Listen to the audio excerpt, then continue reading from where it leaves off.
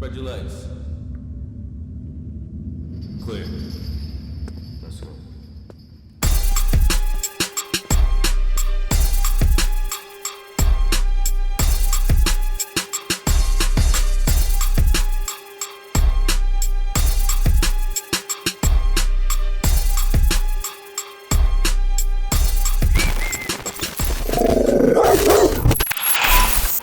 What up, you already know, it's your boy Pistol Pete, welcome back to Dog in the Yard. Today we got Jeff in the building. Very interesting story. He was wrongly convicted, served 16 years in prison for murder, sex offense as well. And he was only 16 years old. And with all that being said, let's get right to it, man. Dog in the Yard, your boy Pistol Pete.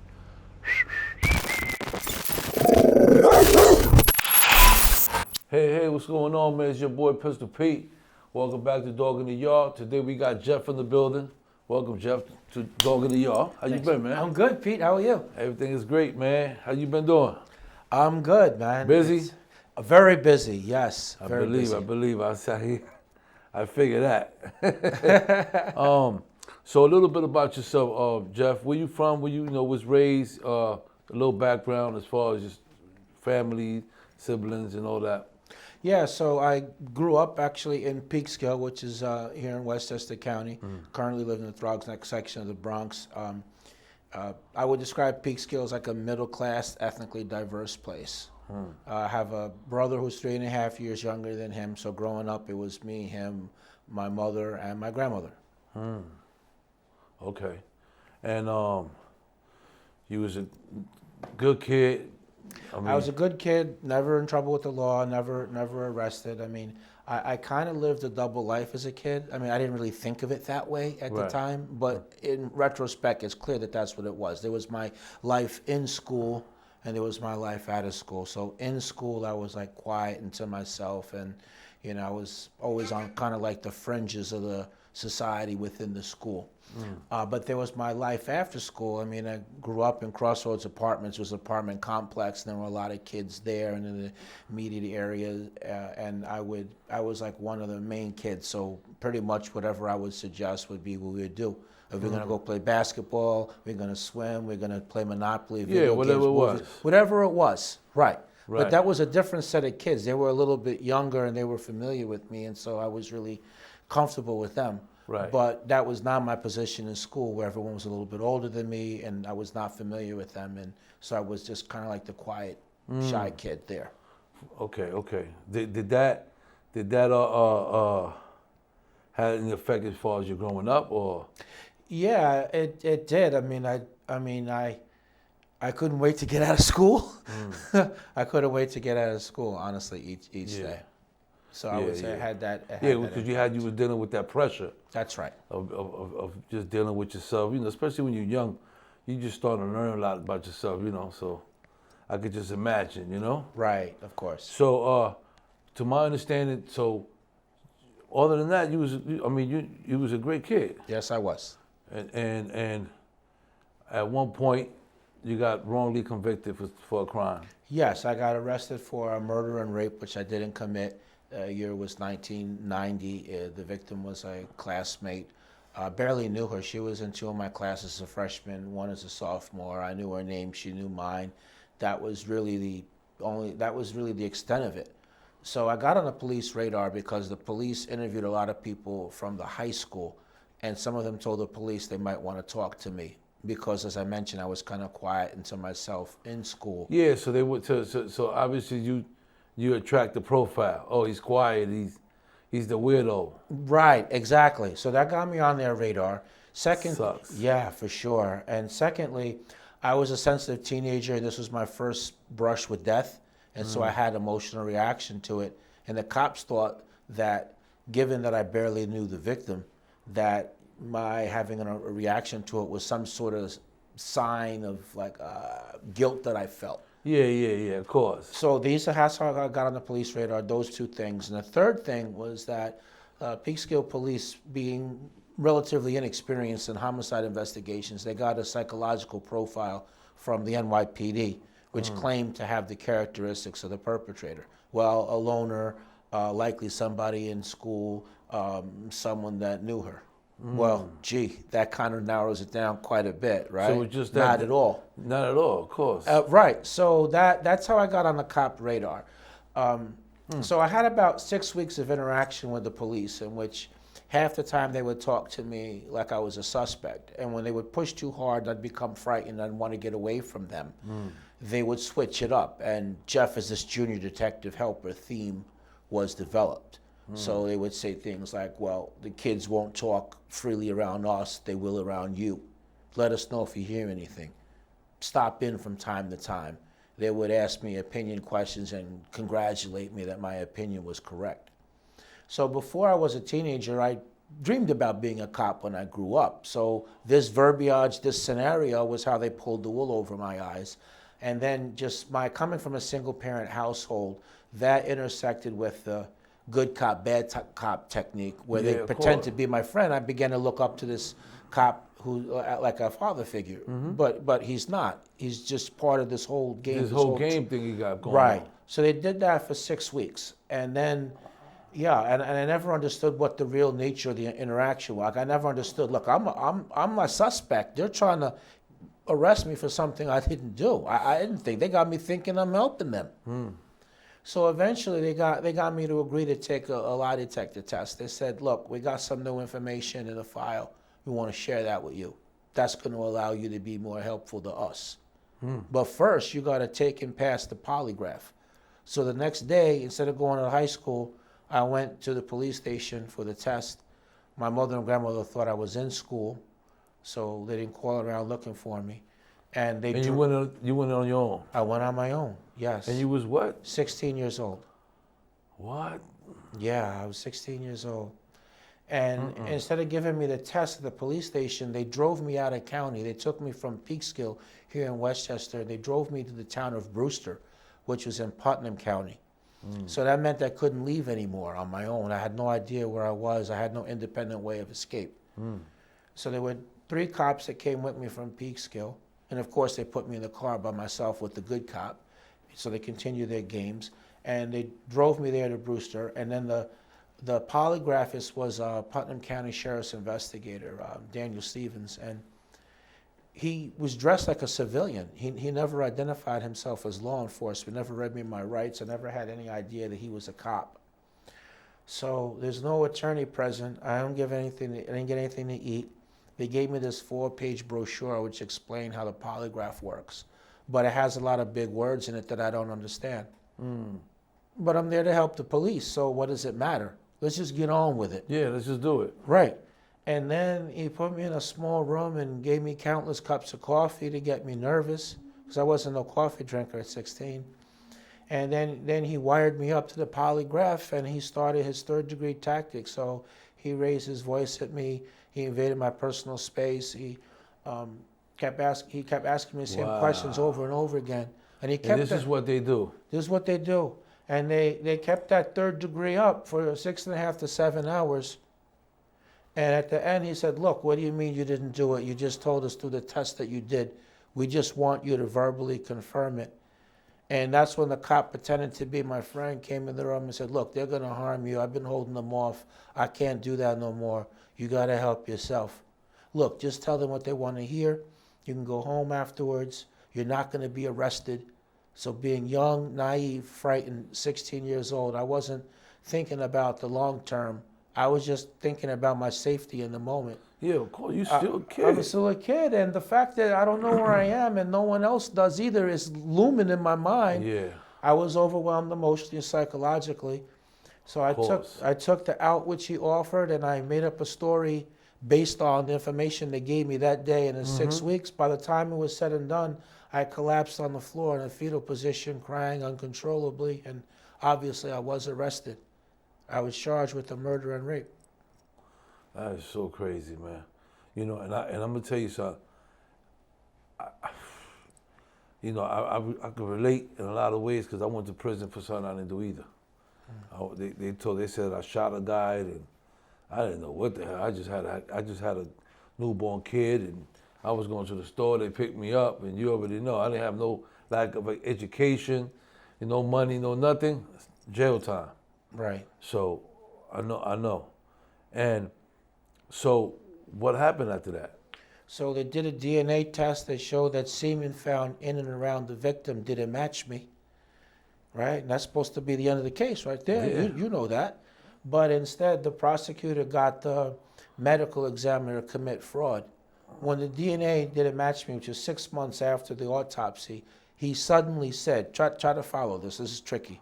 He said, I remember that I forgot to document medical findings which showed that the victim had been promiscuous, which is what opened the door for the prosecutor to argue, aha, that's how the DNA doesn't match you, and yet you committed the crime. She was sleeping around. Matter of fact, she slept with, and he mentioned another youth by name. But that was all a lie. That was all made up. They never got a DNA sample from this other youth. He never called him as a witness. He just made the unsupporting argument to the jury. Oh. And my lawyer, I had a public defender, because like you mentioned in your scenario, you had no money for a lawyer. No money. Well, I had no money either. We come from nothing. Right, I have We no. young. Right, we didn't have no money to hire a lawyer either. Our All the lawyers mothers didn't have no money. No, they wanted $50,000 for a retainer, just to get started. So that wasn't happening. So is the public defender. Yeah. So this guy basically didn't defend me. He never called my alibi as a witness. I was playing wiffle ball. This is when the guy your crime hopes happened. and your faith was on. Correct. Never interviewed my alibi, never called him. Rarely met with me. Whenever he did meet with me, I tried to tell him I'm innocent and what happened in the interrogation room, but he was always shutting me up. He told me he didn't care if I was guilty or innocent. He never explained to the jury the significance of the DNA, of the DNA not matching me. He never used that to challenge the confession.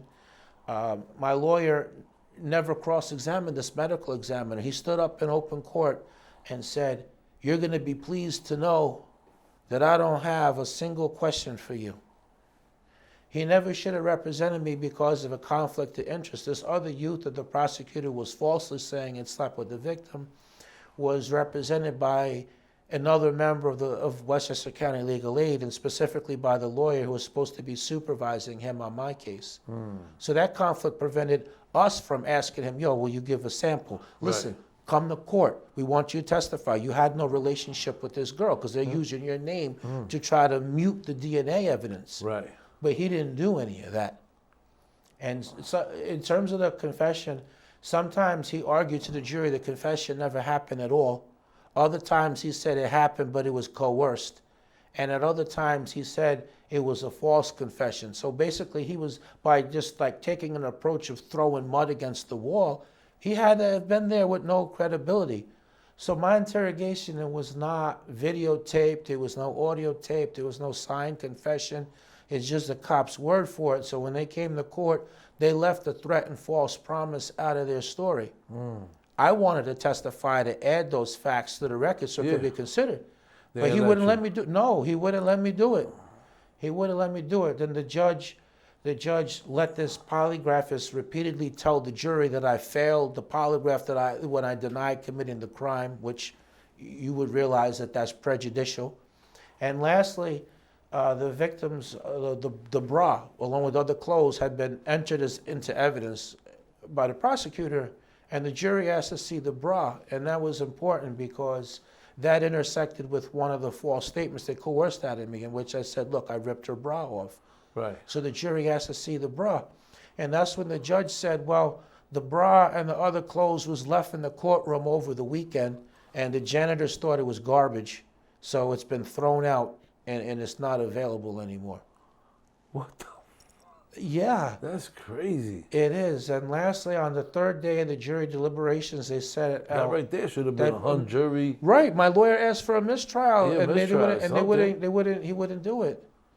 And the last thing was, on the third day of the jury deliberations, they sent out a note and said, if we can't come up with a verdict, are we going to be kept sequestered over the Christmas holiday? And the judge said yes. And so based on that, I learned many years later that the one holdout juror switched his vote based on that, because nobody wanted to be there over the Christmas holiday. Yeah, they wanted to go home. They wanted to go home. And as a result, I was found guilty. I was given a 15 to life sentence and sent to a men's maximum security prison, where I remained for the next 16 years. Wow. So you went straight from you were 16, so you went to a juvenile or No, Valhalla. I went to Valhalla because I had been charged as an adult, tried as an adult, sentenced as an adult, and when that happens, they send you to an adult So prison. when you got there, what you was going through? I mean, you. Yeah, I'm in you must downstate. Start from downstate, then I went to Elmira. I mean, first of all, it was very hard to adjust to being in the cell and in the room because I Yeah, was of on course. bail. I So mean- I tried to sleep the time away, but you can't really do that in downstate because every got few hours, programs. well, no programs they in got downstate. counts. They got the counts, right? Yeah. So, but I would say I would describe prison as nonstop obstacle course. The guards, the civilians, and some of the prisoners as obstacles to the main goal, which is to try to get a conviction overturned and regain your freedom. I had to keep fighting off feelings of helplessness, hopelessness, thoughts of giving up, suicide.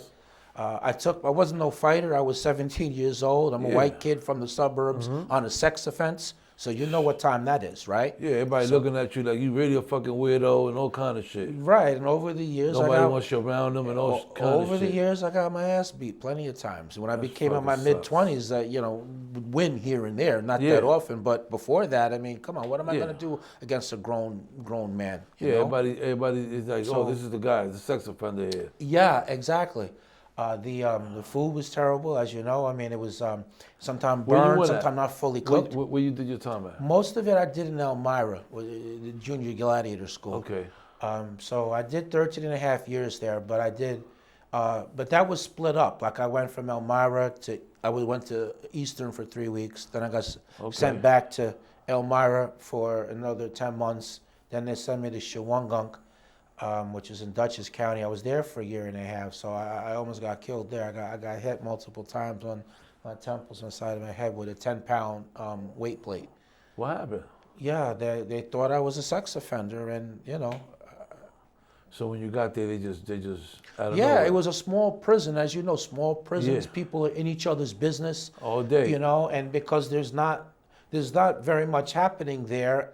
Nobody has like the type of respect you would up top, where if you get in someone's business, that's going to be a problem. Right. Not like that in the city where everyone's chilled out. No one's trying to get transferred closer to home. Right. So dudes went to the law library and made copies of my case, unsuccessful appeals, and they started passing that out and staple on the board and everything. The whole cell block became like hostile again, and the few that was not was like, yo, listen, man, I don't agree with what's happening, but I'm not trying to get caught up in the jailhouse stay politics. away from you. Right.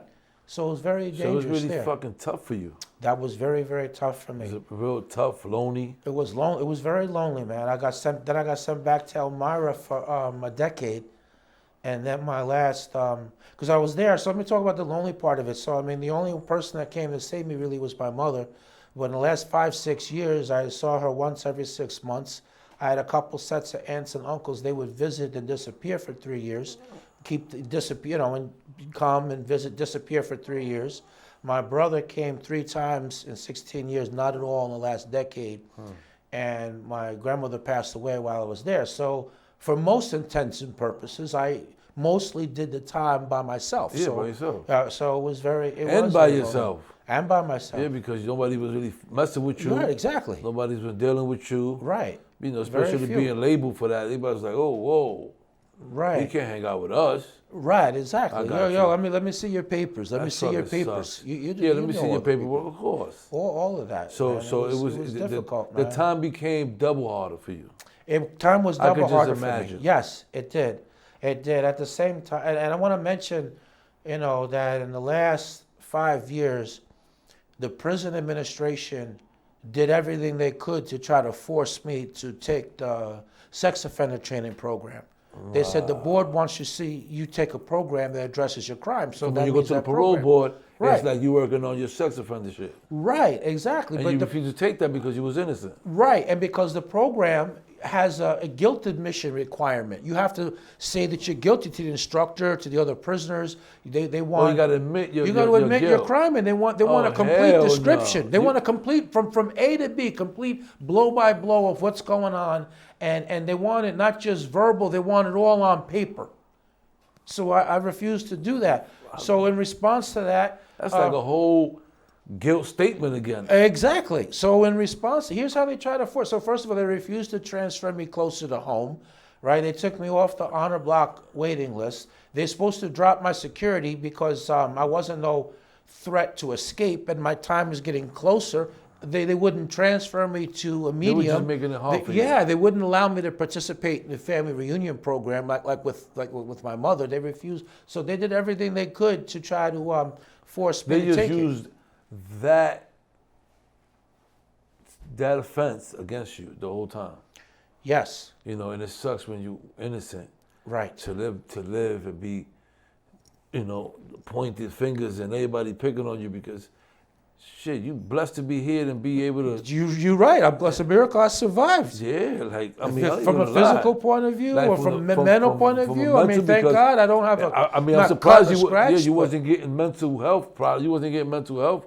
Was you getting mental health in there? No, I wasn't. I tried, but they said, listen, our caseload's too big, and we got to triage who we're going to treat. And right now, it's limited to people that hallucinate or have delusions or are psychotic, and you're none of those things. So I'm sorry. So you was fucked on that? I was fucked on that. Yes.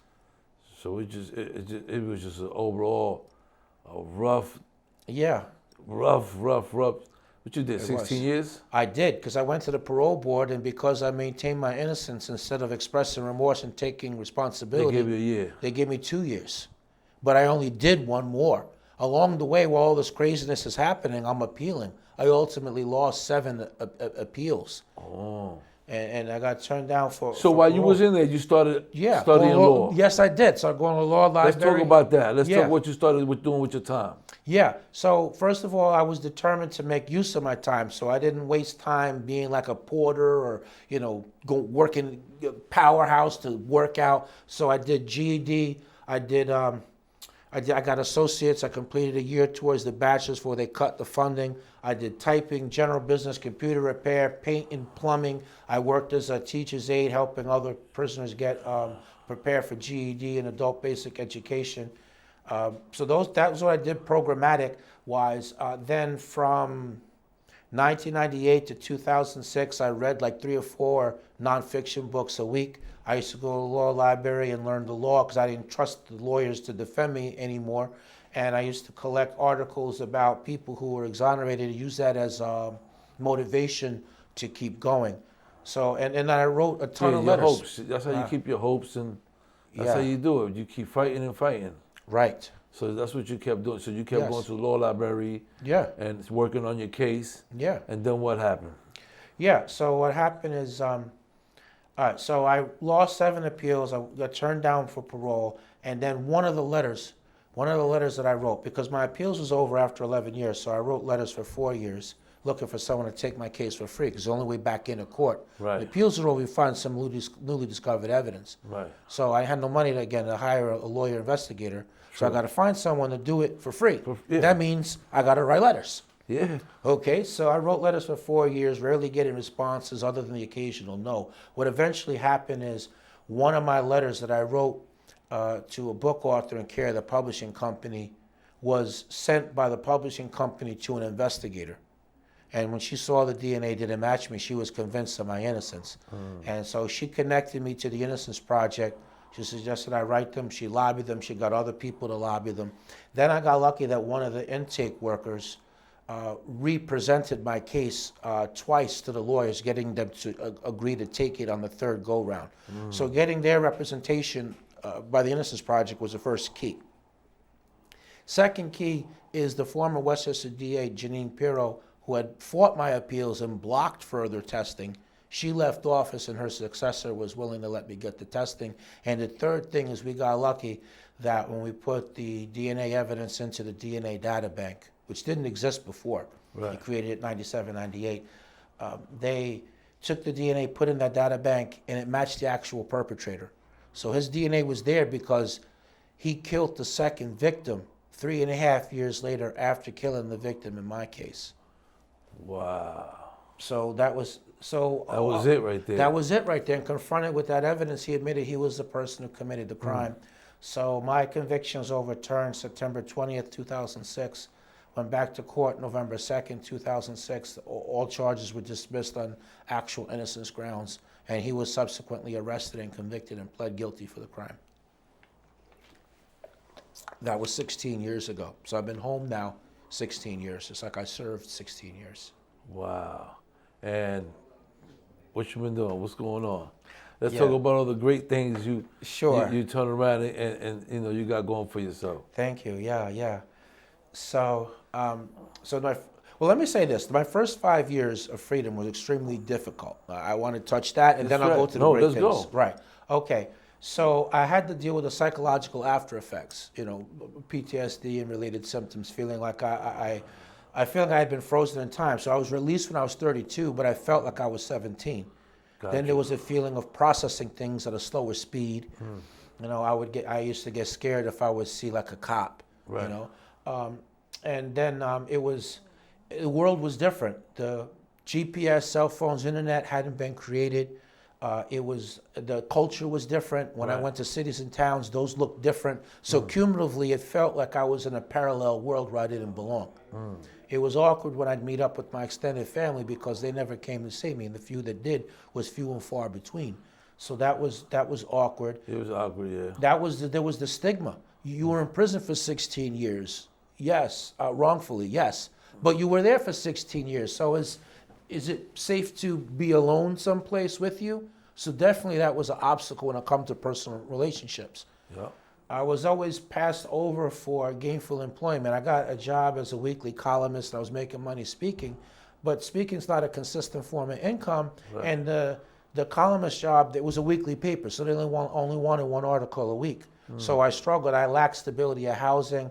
I bounced around from place to place. At one point, coming a couple of weeks from a homeless shelter. Mercy College, which gave me a scholarship to finish the bachelor's, they allowed me to live on campus. And so that was how I avoided the shelter. The last thing I want to say on the difficult end of it was that, it was lonely, man, because I lost touch of everybody when I was arrested. Yeah. So it was very lonely out here. And I think I had some particular challenges because the years I was in prison from 17 to 32, I had never before had a license. I never lived alone. I never went shopping. I never wrote a check or balanced a budget. So all those things made it particularly tough. But at the same time, I did get a scholarship from Mercy College. I got the bachelor's.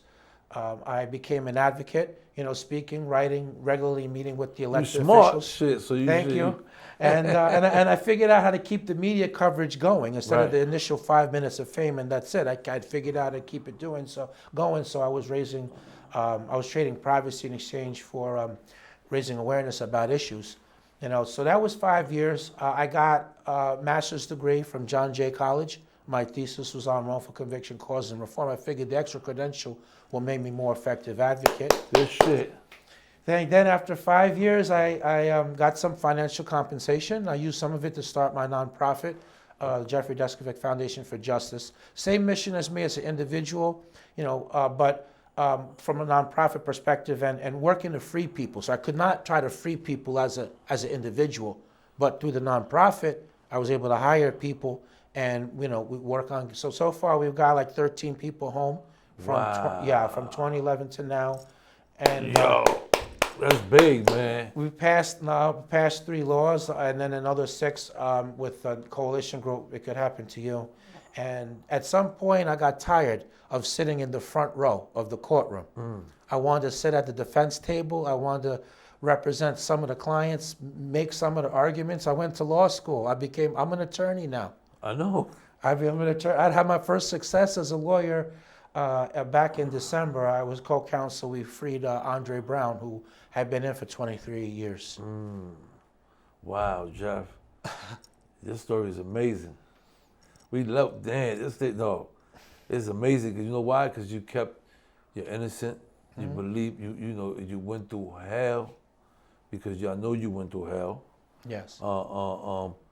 But you stay firm and strong, regardless of when I say that you stay here strong. Yes. You ain't let the system break you. Right. You know what I'm saying? You ain't let the people break you. Right.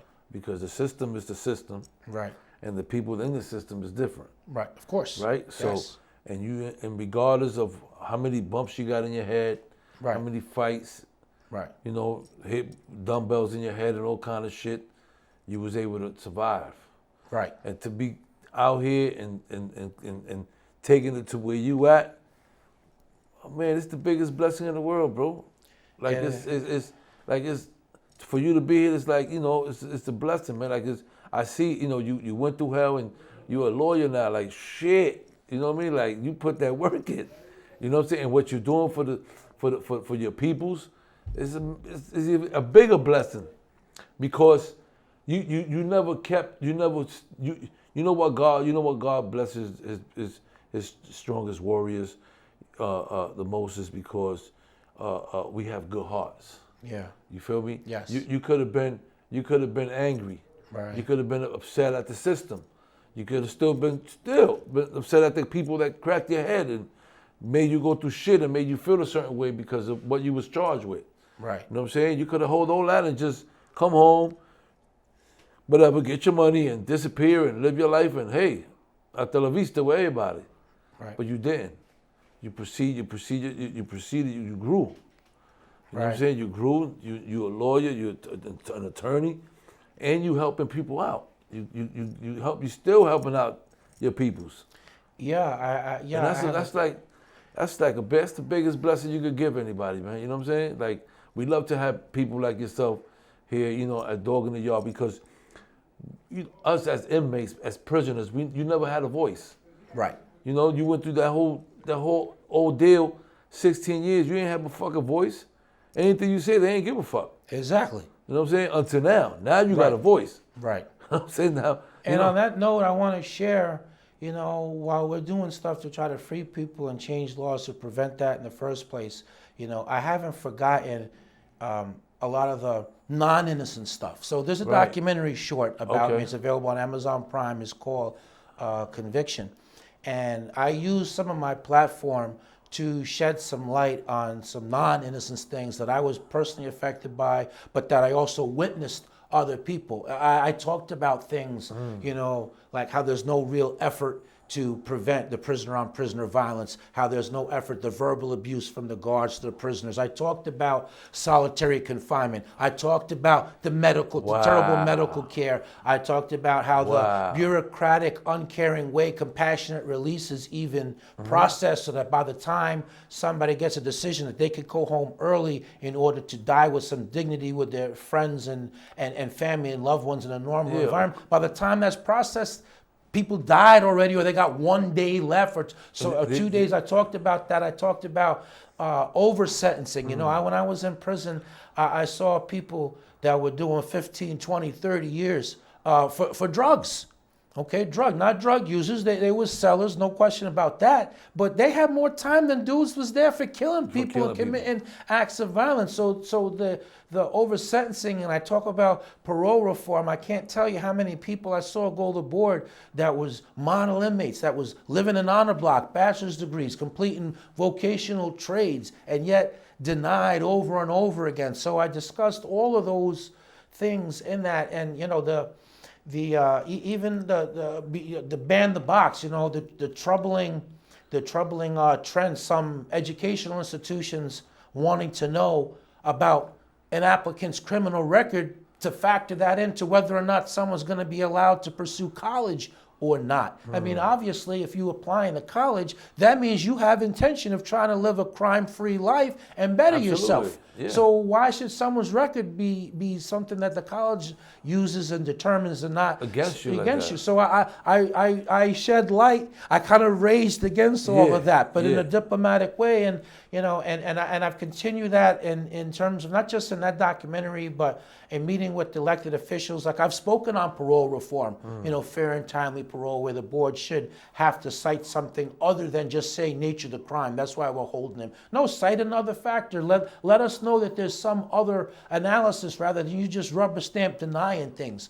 You know, elder parole. I mean, where if people have been, someone is 55 and they've done 15 years already, they should be considered, just considered, a hearing for release, because you're not the same. People age out of crime. And by the way, that number 55, By Department of Corrections standards, you're elderly if you're that, because that's the impact that the being incarcerated has on someone's body. So speaking in favor of that, speaking in favor of the protect in-person visitation, because there's actually no right to have.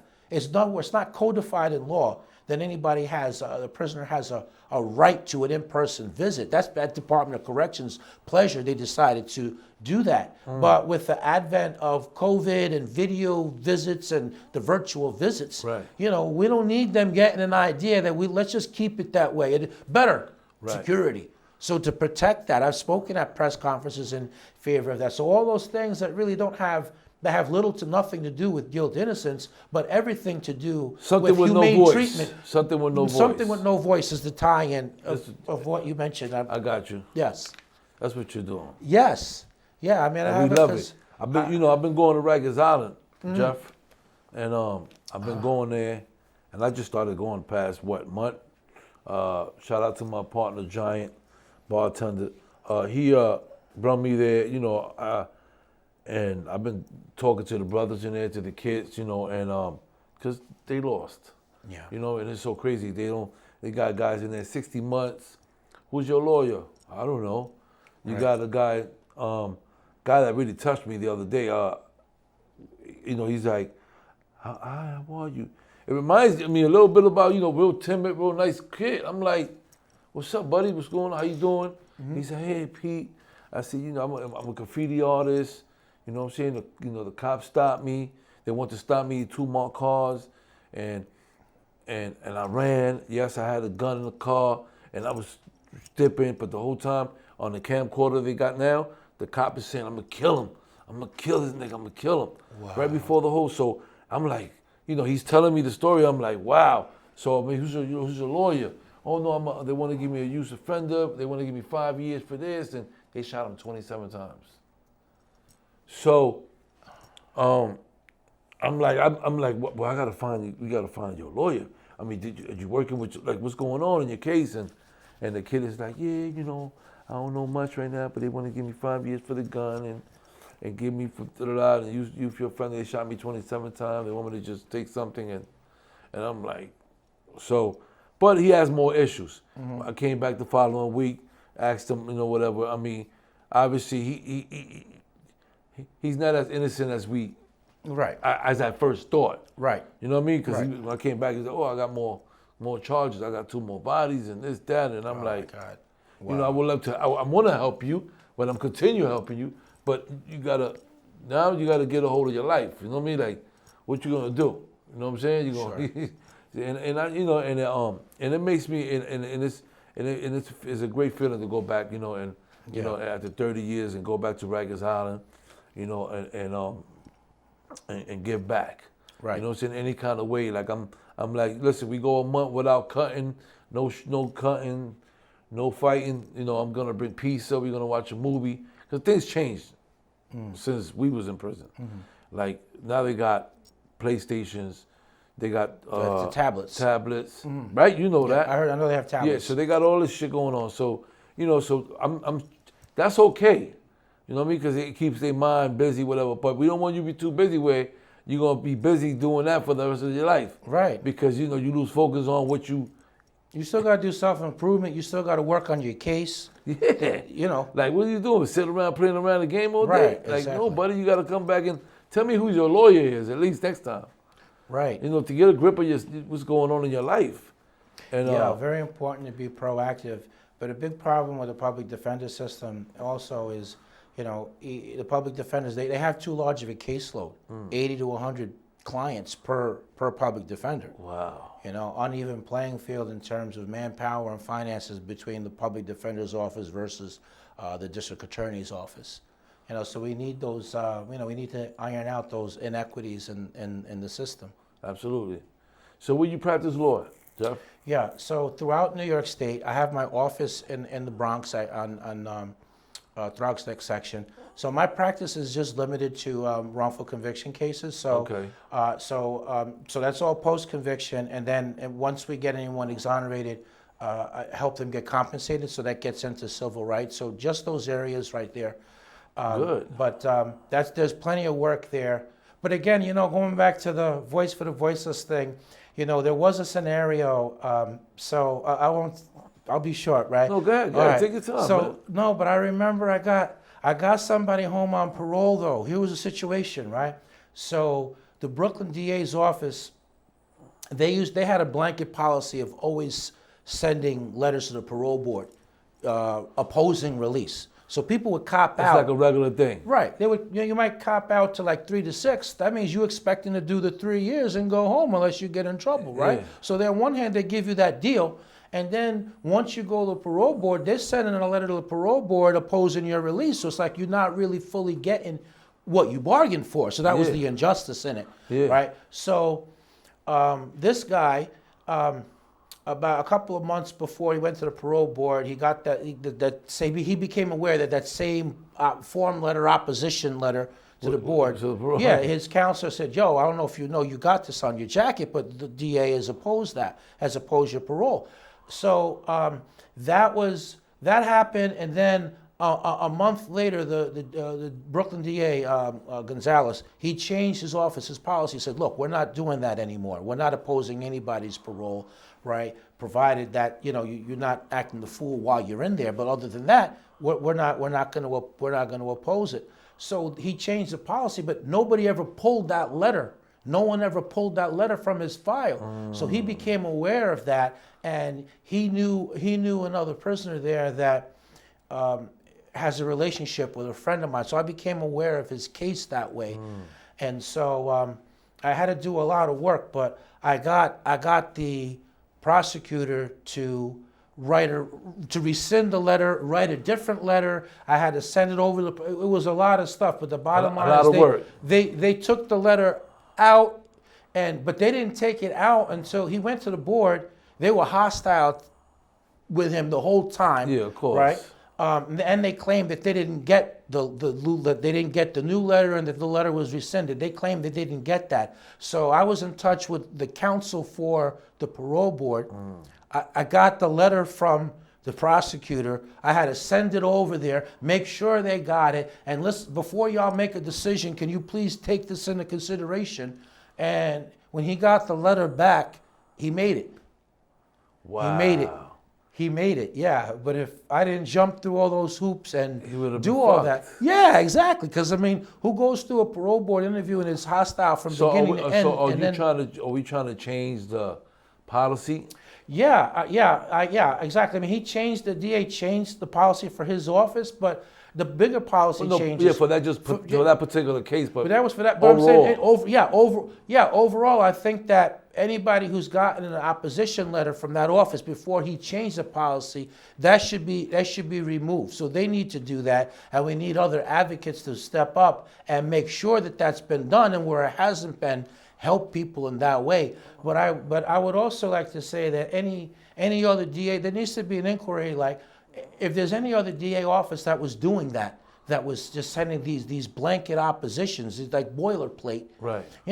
They need to change that and pull those letters out, because we need people who, if you can show you're a different person, you can show you rehabilitated through your disciplinary and your educational programs and other factors giving back. Why should you be getting denied parole because of a boilerplate form letter opposition? Yeah. We need to change that policy. Absolutely. Hell yeah. Yeah. Because a lot of people could be out. A lot of people could be out. And remember, we're talking about mothers and fathers and daughters and sons and cousins. Families. Breaking a whole bunch of families, man. When you think you're going to get 3 years and you went in there and you ain't get not one ticket. Right. You ain't get not one tear. Yeah, and meanwhile you get CRing, or you maxing out. Yeah, like what the Yeah, fuck? Exactly. Nah, it's crazy, man. We love what you do, Jeff. Keep doing what you're doing. Want you to know that Jeff, Dog in the Yard, is here to support everything you do. Any little clips that you can send, anything that you want that we could put in between Dog in the Yard, my show. Okay. I will gladly put it up. We could whatever's gonna take for me to help you. Sure, I'll send you a link with so we have a crowdfunding page on the website called Patreon. That's for people that are willing to be recurring monthly donors. So my thought is this: if politicians of both parties, they're able to raise tens of millions, hundreds of millions, right, on what they refer to as small dollar donations, right? What about for free innocent people? What about for criminal justice reform? What if there was 25,000 people that was willing to donate $3 to $5 a month on a recurring monthly basis, right? That would give us close to $1 million a year. That means we could have more infrastructure. We could have more lawyers, more investigators, paralegals, work on getting more people home. We can really get more help. We get more help. So I'll send you that link. You could share that, and the viewers can sign up for that. I mean, who's going to feel $3 a month out of your pocket every month? But if a lot of people do that, it could make a big difference. So that definitely is definitely a way to do it. I mean, if you work at a corporation and they do corporate philanthropy, you know, put a bee in someone's bonnet. Hey, think about the Jeffrey Deskovic Foundation for Justice. They work in a free innocent people policy changes. Think about them as a recipient, you know, this year. So those kind of things, you know. So, you know, but by what I want to do is ultimately, the ultimate dream is to, well, first of all, I need to build things out further in New York because, you know, while we have 13 cases that are active, there's another 5 that are approved and waiting. And we're not even taking new applications now. So we need more infrastructure so that those people aren't waiting and we can start processing and so y'all can move faster. Can move faster. Right. So that's the more immediate thing. But beyond that, I would ultimately like to have a chapter of the foundation in each state and ultimately in each country, because I really see this as a worldwide problem. Right. It's just in countries where we don't hear about wrongful convictions because no one's working on the cases. No one's being. No, we here. No one. Right. No Everybody's one's in their own world. It's the world amongst the world. Right. Exactly. I get it. But I would love to have, you know, a chapter in each country. And you will. I mean, so far you've been doing great. Right. You've been successful in, you know, in accomplishing these goals. I mean, you're giving back. You know what I'm saying? You could have just walked away and you scot-free. You know what I mean? You did your job. It came down to you, but you still here. And you're here for a reason. Yes. You know what I'm saying? So this is this is the reason why I went through everything. That's I believe what I'm saying. that. Of course. I believe that. So it's like it's all part of your legacy. This is what you do. Yes, that's right. That's right. And now you know you out here doing great things, and your blessings you spreading them. You know what I'm saying? You bringing people. You try to get people out. Parole. And I'm with you because we with you all the way. This is why this platform is here for. You know what I mean? To give us that voice that we never had. You know what I'm saying? And to give the voice for the brothers that don't have a voice. Right. Those that's in there wrongly convicted. Right. You know what I'm saying? Yes. So with that being said, I want to say in regards to prison reform, right? Yes. You know, that's important. Yeah, very important. You know? Because remember, the punishment for crimes is supposed to be the loss of your freedom. It's not supposed to be that you treat it like an animal, that you treat it inhumanely while you're there. There you go. That's right. Just because you charged with a case and you was saying the whole time you was innocent, you was treated wrong the whole bit. Right. The whole bit you was treated wrong. You know what I'm saying? And you shouldn't have. Right. You know what I'm saying? Sure. So, you know, and I get it, man. And we're going to work on it. We're going to continue to work. You know what I mean, Jeff? Like I said, I'm here. We're here for you. Appreciate your time. You know what I mean? Just stay blessed. You know, like we're going to exchange numbers. You know, we're going to definitely put your episode out. All your information you want, you give it to CK. Okay. He's the go-to guy. And like I said, man, keep doing your thing. We support you 100%, Jeff. Thanks for having me. Thanks for having me, buddy. Thanks, bro. You already know it's Dog in the Yard, your boy Pistol Pete. We got Jeff in the building, man. You already know. Look him up. What up, what up? You already know what it's your boy Pistol Pete. Welcome back to Dog in the Yard. I want to first and foremost thank Jeff for coming through. Appreciate you humbly for, you know, for expressing yourself, for opening up. You know what I mean? I know that you a very, very private guy, and I appreciate you opening up. I know you know, throughout your course of prison, you know, you went through it, and I know it was complicated for you and it was difficult, and you probably didn't understand half of it, especially by being innocent and getting attacked and getting, you know, and all that shit happening to you. I just want to know that I salute you. You know, now that you're a lawyer, you're doing your thing. You out there, you're helping other brothers getting out of jail. You got the wrongly convicted law firm out in the Bronx. You know, listen, man, you overcame all them demons, all them trials, and you out here, you got rewarded for they fuck up, and I'm proud of, you know, you out here doing your thing, man. Keep doing your thing. Salute to you, man, and your team, man. Your boy Pistol Pete, dog in the yard.